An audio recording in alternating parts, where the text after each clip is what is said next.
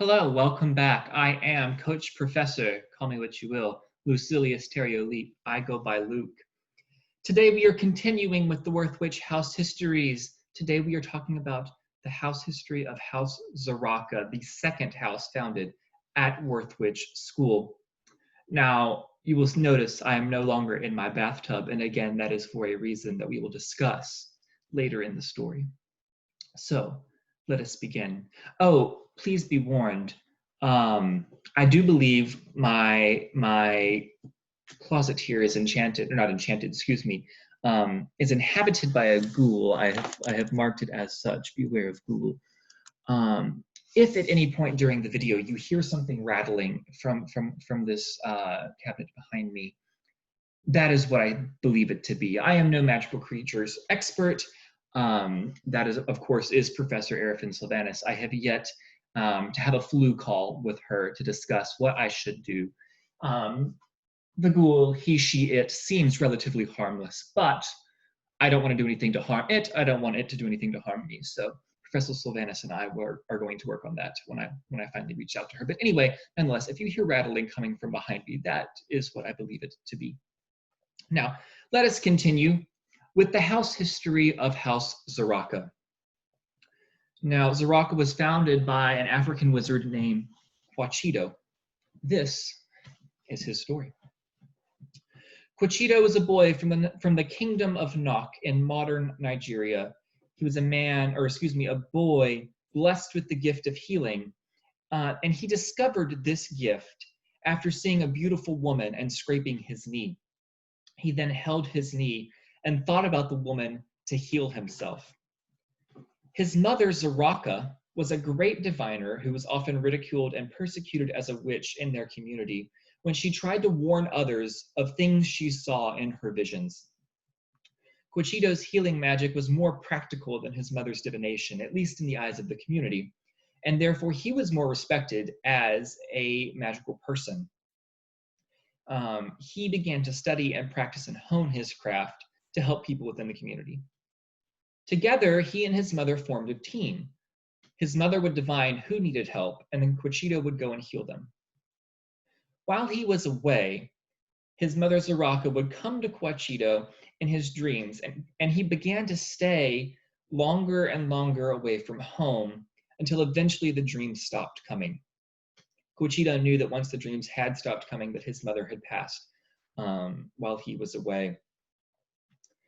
Overcome with grief, guilt, and depression, Quachito began studying divination to honor his mother's legacy and her memory.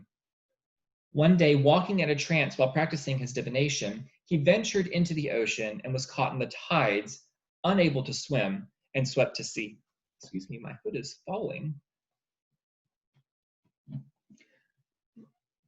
That's better.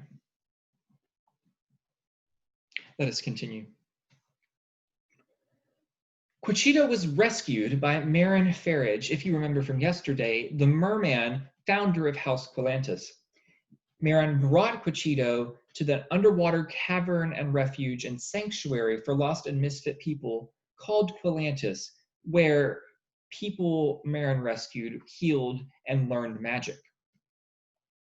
Quachito quickly healed as a healer, and he stayed for many years to help others who came to Quilantis.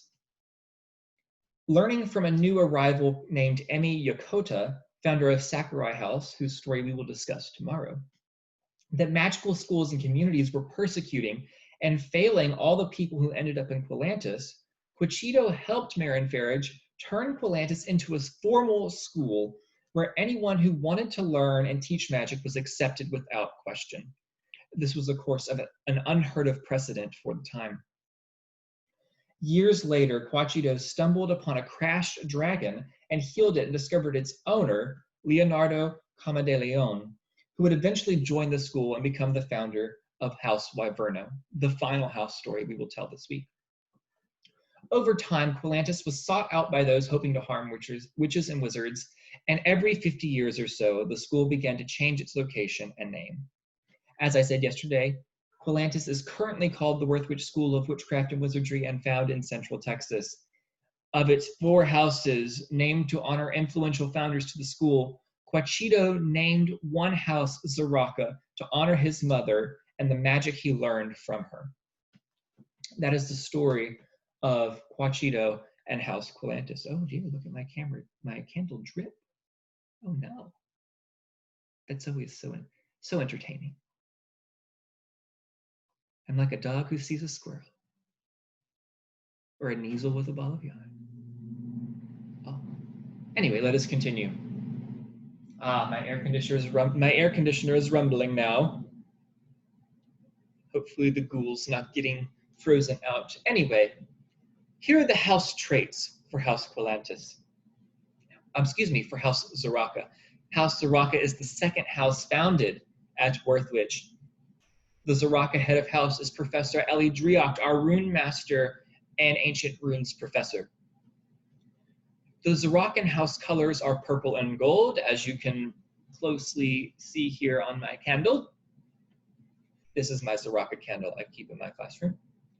The house element for Zarraqa is air or spirit, whichever you prefer, which is why I'm sitting here by my air conditioner and letting the air kind of blow out onto me as I tell this story in true Zarraqa fashion. The house symbol for Zarraqa is the crescent moon, which symbolizes the relevance of moon cycles to diviners such as Quachido and his mother. The house magical creature, again not a mascot, of Zarraqa is the Yumbo. The Yumbo is an African fairy, the largest, I believe, fairy known in existence. It's technically not a fairy when you think of like a Celtic sprite, small fae kind of creatures. It is a large fairy, large, typically gray fairy. So these are the characteristics of House Zarraqa from my professor perspective. Again, Worthwich houses do not have set characteristics that determine one's sorting because Worthwich accepts all students. Nonetheless, the house dynamic that Zarraqa has cultivated for themselves, from my perspective, is as follows. Zarraqa is the most laid-back house at Worthwich, but when they care about something, they care about it hard, and they take it very seriously. If you'd like an example, from our trivia night just a few weeks ago, Candace, participating as the only Zarraqa, carried her house to victory single-handedly. So, again, true Zarraqa fashion there. Some might say that this Zarraqian quality is what we might name selective effort. But generally, I find that Zarraqa students are good at abstract magic like divination and runes, much like their founder. Now, Zarraqa students may be laid back, but they are also lively and enthusiastic, and they love to have a good time. And of course, this sometimes gets Zarraqa cast as the party house. Every school has to have one, right? So yes, that's the story of Zarraqa. I hope you enjoyed it. That was the story of our second founder and house founded at Worthwich.